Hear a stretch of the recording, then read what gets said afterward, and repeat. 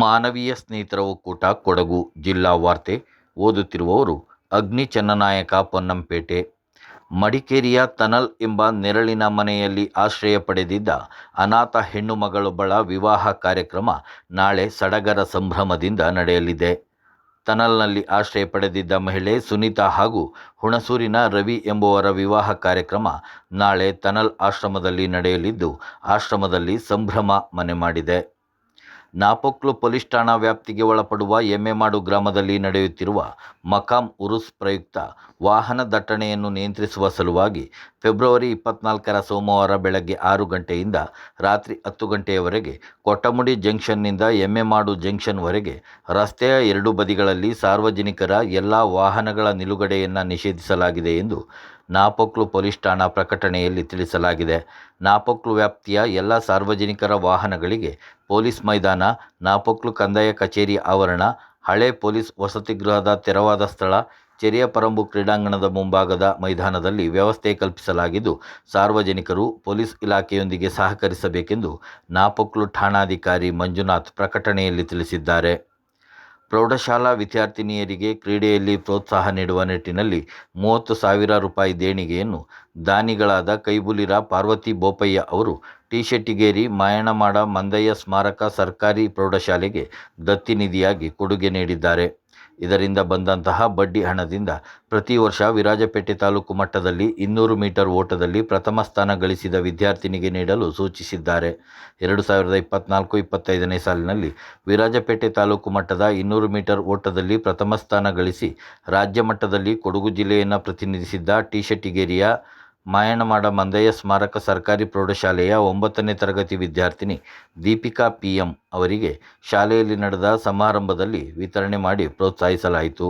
ಪ್ರೌಢಶಾಲೆಯಲ್ಲಿ ನಡೆದ ಈ ಸಮಾರಂಭದಲ್ಲಿ ಟಿ-ಶೆಟ್ಟಿಗೇರಿ ಗ್ರಾಮ ಪಂಚಾಯಿತಿ ಅಧ್ಯಕ್ಷೆ ಪಟ್ಟು, ಮಾಜಿ ಅಧ್ಯಕ್ಷರು ಹಾಗೂ ಹಾಲಿ ಸದಸ್ಯರಾದ ಸುಮಂತ್, ಸದಸ್ಯರಾದ ಪ್ರಭು, ರಾಮ, ಶಾಲಾ ಎಸ್ಡಿಎಂಸಿ ಅಧ್ಯಕ್ಷರು, ಸದಸ್ಯರು, ದಾನಿಗಳು, ಮುಖ್ಯ ಶಿಕ್ಷಕರು, ಶಿಕ್ಷಕರು ಹಾಜರಿದ್ದರು. ಪಾರ್ವತಿ ಬೋಪಯ್ಯ ಅವರ ಸಮಾಜ ಸೇವೆಯನ್ನು ಈ ಸಂದರ್ಭ ಶ್ಲಾಘನೆ ಮಾಡಲಾಯಿತು. ಪ್ರತಿ ವರ್ಷ ಗಣರಾಜ್ಯೋತ್ಸವ ದಿನದಂದು ನೀಡುವ ಈ ಬಹುಮಾನದ ಸದುಪಯೋಗವನ್ನು ತಾಲೂಕಿನ ಪ್ರತಿಭಾವಂತ ಕ್ರೀಡಾಪಟುಗಳು ಪಡೆದುಕೊಳ್ಳಲು ಶಾಲಾ ಪ್ರಕಟಣೆ ತಿಳಿಸಿದೆ. ಇಂದು ವಿರಾಜಪೇಟೆ ತಾಲೂಕು ಪೊನ್ನಂಪೇಟೆ ಕ್ಲಸ್ಟರ್ನ ಕಲಿಕಾ ಹಬ್ಬ ಕಿರುಗೂರು ಸರ್ಕಾರಿ ಹಿರಿಯ ಪ್ರಾಥಮಿಕ ಶಾಲೆಯಲ್ಲಿ ನಡೆಯಿತು. ಗ್ರಾಮ ಪಂಚಾಯಿತಿ ಉಪಾಧ್ಯಕ್ಷರಾದ ಸುನೀತಾ ಕಲಿಕಾ ಹಬ್ಬದ ಧ್ವಜಾರೋಹಣ ಮಾಡುವುದರ ಮೂಲಕ ಕಾರ್ಯಕ್ರಮಕ್ಕೆ ಚಾಲನೆ ನೀಡಿದರು.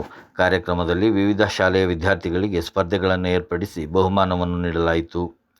ಜಿಲ್ಲೆಯ ಪ್ರಮುಖ ಅಣೆಕಟ್ಟೆಯಾದ ಹಾರಂಗಿ ಅಣೆಕಟ್ಟೆಯ ಸಮೀಪದಲ್ಲಿರುವ ಸಾಕಾನೆ ಶಿಬಿರದಲ್ಲಿ ಸಾಕಾನೆಗಳ ಮತ್ತು ವೃಕ್ಷೋದ್ಯಾನ ವೀಕ್ಷಣೆಗೆ ಮತ್ತು ಹಾರಂಗಿ ಅಣೆಕಟ್ಟೆಯ ಹಿನ್ನೀರಿನಲ್ಲಿ ನಡೆಯುತ್ತಿರುವ ಜಲಕ್ರೀಡೆಯಲ್ಲಿ ಭಾಗವಹಿಸಲು ತೆರಳುವ ಪ್ರವಾಸಿಗರಿಗೆ ಮತ್ತು ಸಾರ್ವಜನಿಕರಿಗೆ ಅನುಕೂಲ ಕಲ್ಪಿಸುವ ಹಿತದೃಷ್ಟಿಯಿಂದ ಅರಣ್ಯ ಇಲಾಖೆಯ ವತಿಯಿಂದ ಪ್ರವಾಸಿಗರಿಗೆ ಸೌಲಭ್ಯಗಳನ್ನು ಒದಗಿಸುವ ಚಿಂತನೆಯೊಂದಿಗೆ ಅರಣ್ಯ ಇಲಾಖೆಯ ಅಧೀನದಲ್ಲಿರುವ ಜಂಗಲ್ ಲಾಡ್ಜ್ ಮತ್ತು ರೆಸಾರ್ಟ್ ಸಂಸ್ಥೆಯ ವತಿಯಿಂದ ಅರಣ್ಯ ಇಲಾಖೆಯ ನಿಯಮಾನುಸಾರ ಗ್ಯಾಸ್ ಬಳಕೆಯ ಕಾರುಗಳ ಚಾಲನೆಗೆ ಆರಂಭಗೊಂಡಿದೆ.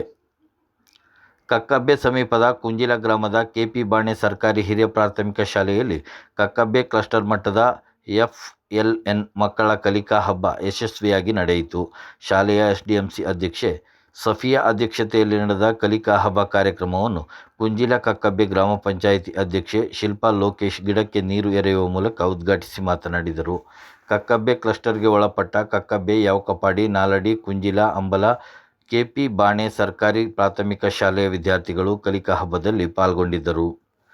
ಪೊನ್ನಂಪೇಟೆ ಮಾತಾಯಿ ಪುರುಷರ ಸ್ವಸಹಾಯ ಸಂಘ ವತಿಯಿಂದ ಇದೇ 26ನೇ ತಾರೀಕು ಬುಧವಾರ ದಿವಸ 19ನೇ ವರ್ಷದ ಮಹಾಶಿವರಾತ್ರಿ ಪ್ರಯುಕ್ತ ಪೊನ್ನಂಪೇಟೆ ಬಸ್ ನಿಲ್ದಾಣದಲ್ಲಿ ಸ್ಥಳೀಯ ಮಕ್ಕಳಿಂದ ಸಾಂಸ್ಕೃತಿಕ ಕಾರ್ಯಕ್ರಮ ಮತ್ತು ಕಾವೇರಿ ಕಲಾಸಿರಿ ಆರ್ಕೆಸ್ಟ್ರಾ ತಂಡದಿಂದ ಸಂಗೀತ ರಸಮಂಜರಿ ಕಾರ್ಯಕ್ರಮ ನಡೆಯಲಿದೆ.